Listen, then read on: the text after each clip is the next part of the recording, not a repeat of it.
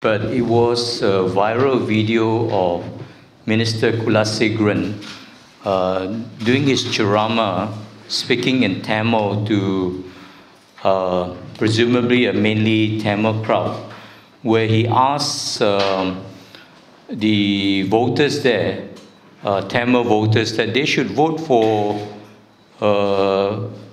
people from the same community as themselves, basically the Tamil community.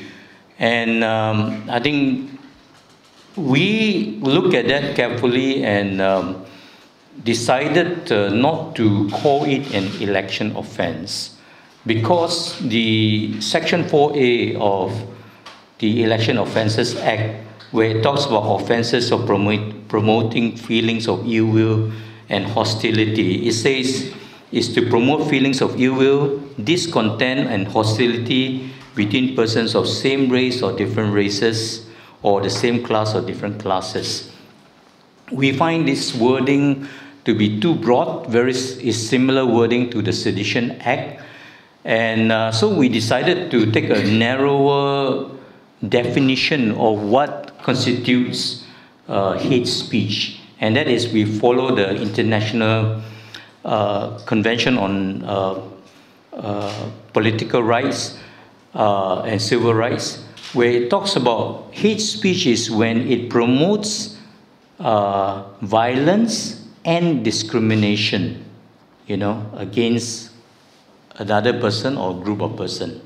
So in this case, I think, though it is very distasteful, I have to say very distasteful what was said by Minister Kulasegaran, we decided not to call it an election offense. But nonetheless, I think we are extremely disappointed that a minister would use such tactics to fish for votes, to win votes, using appealing to ethnicity and race. I would say that, under New Malaysia, if this is really New Malaysia, there should be a moving away, totally abandoning the use of race and religion to try to win votes. So we are extremely disappointed with what was said by Minister Kulasegaran. And though there is a marked decrease in such sort of speeches in Rantau, we are taking note that from the last few by-election, previously this has been an issue, and I think it really does depend, in by-election, on whether the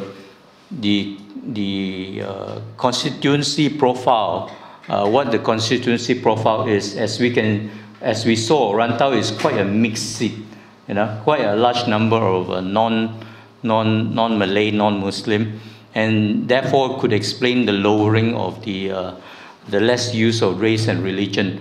But nonetheless, we will be monitoring this very, very carefully. Overall, I want to agree with what was said by our friend from Tinda and Engage, that we continue to see an increase in election offences in the last few by-election. And I would put it down squarely to the inaction or lack of action by the authorities, the Election Commission, the MACC, and the police.